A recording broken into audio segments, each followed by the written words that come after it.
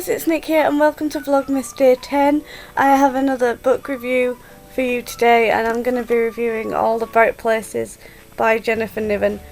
Obviously this book isn't festive and isn't really related to Christmas, but I've just read it and I loved it, so I thought I'd review it for you. All the Bright Places is about Violet and Finch, who meet each other on the roof of their school when they are both contemplating jumping off and committing suicide. So there is trigger warnings for things like teen suicide and depression and things like that, so do keep that in mind if that is something that might be a trigger for you. But I loved this book. I loved the characters of Violet and the characters of Finch. It's told from both of their points of view.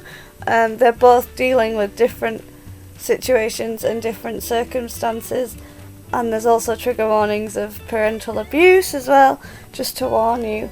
But I loved the characters of Violet and Finch. I thought they were really well portrayed and really well put together. Finch is lovely. The things he does for Violet, the things that he does to try and make Violet feel better and feel like the world is a nice place, are just wonderful, especially when he has his own struggles as well throughout the book.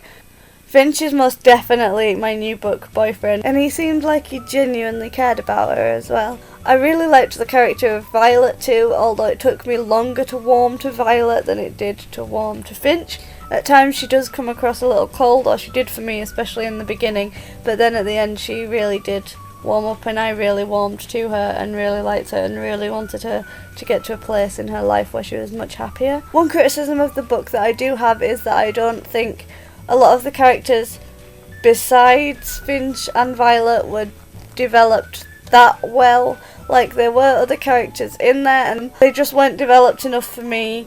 They were a bit two-dimensional, and I know the focal point of the book were Violet and Finch, but I would have liked a bit more character development, or for a lot of the other characters to play a bigger role within the story. But on the whole, I loved this book.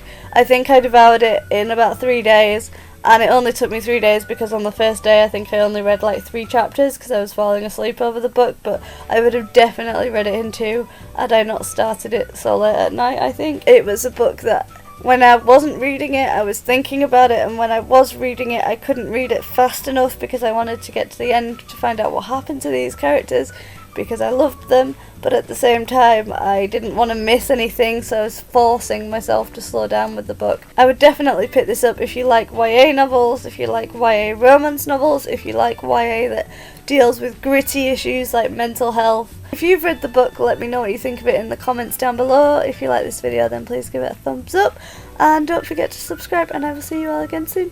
Bye!